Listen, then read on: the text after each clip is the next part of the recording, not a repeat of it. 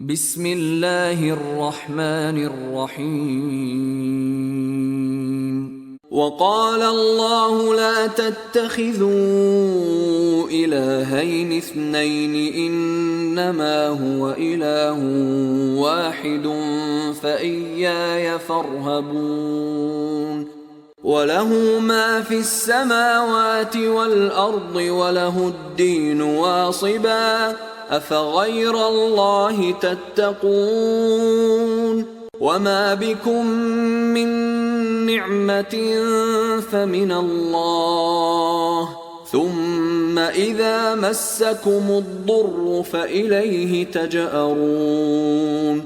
ثم إذا كشف الضر عنكم إذا فريق منكم بربهم يشركون ليكفروا بما آتيناهم فتمتعوا فسوف تعلمون.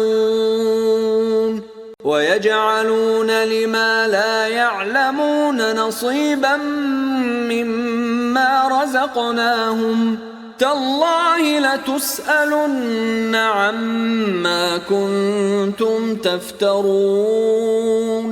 ويجعلون لله البنات سبحانه ولهم ما يشتهون. وإذا بشر أحدهم بالأنثى ظل وجهه مسودا وهو كظيم يتوارى من القوم من سوء ما بشر به أيمسكه على هون أم يدسه في التراب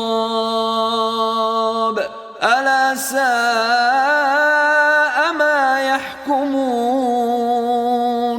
للذين لا يؤمنون بالآخرة مثل السوء ولله المثل الأعلى وهو العزيز الحكيم. ولو يؤاخذ الله الناس بظلمهم ما ترك عليها من دابة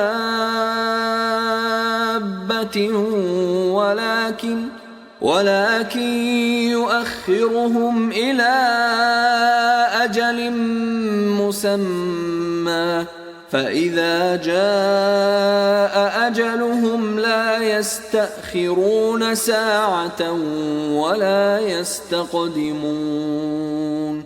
ويجعلون لله ما يكرهون وتصف ألسنتهم الكذب أن لهم الحسنى لا جرم أن لهم النار وأنهم مفرطون. تالله لقد أرسلنا إلى أمم من قبلك فزين لهم الشيطان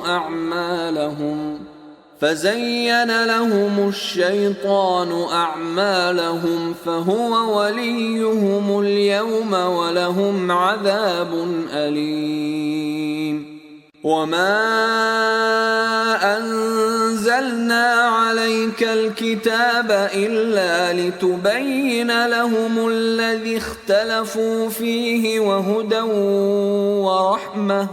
وهدى ورحمة لقوم يؤمنون. والله أنزل من السماء ماء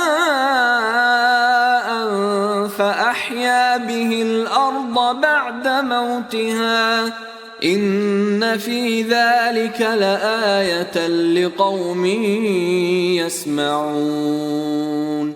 وإن لكم في الأنعام لعبرة نسقيكم مما في بطونه من بين فرث ودم لبنا خالصا سائغا للشاربين.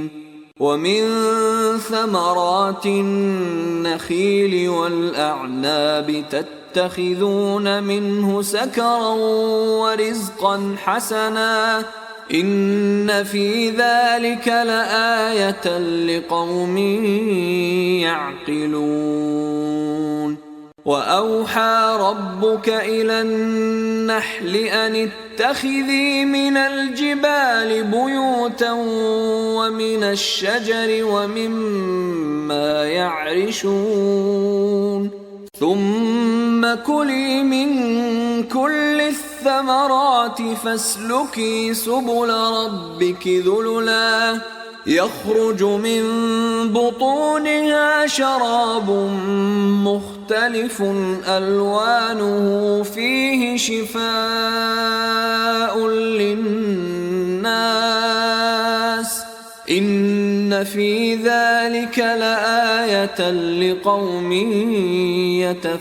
يتفكرون والله خلقكم ثم يتوفاكم ومنكم من يرد إلى أرذل العمر لكي لا يعلم بعد علم شيئا إن الله عليم قدير والله فضل بعضكم على بعض في الرزق فما الذين فضلوا براد رزقهم على ما ملكت أيمانهم فهم فيه سواء أفبنعمة الله يجحدون والله جعل لكم من أنفسكم أزواجا وجعل لكم من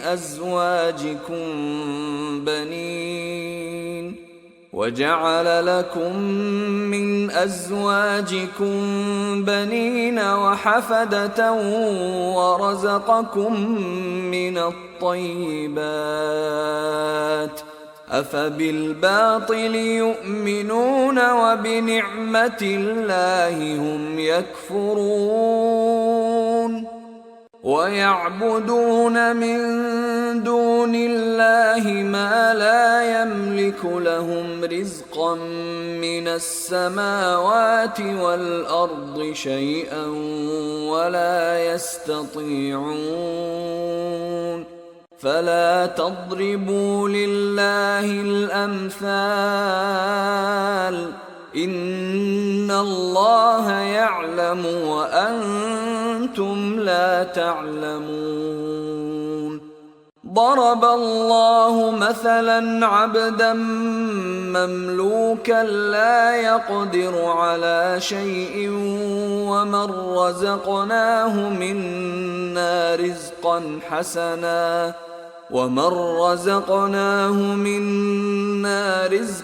حسنا فهو ينفق منه سرا وجهرا هل يستوون الحمد لله بل أكثرهم لا يعلمون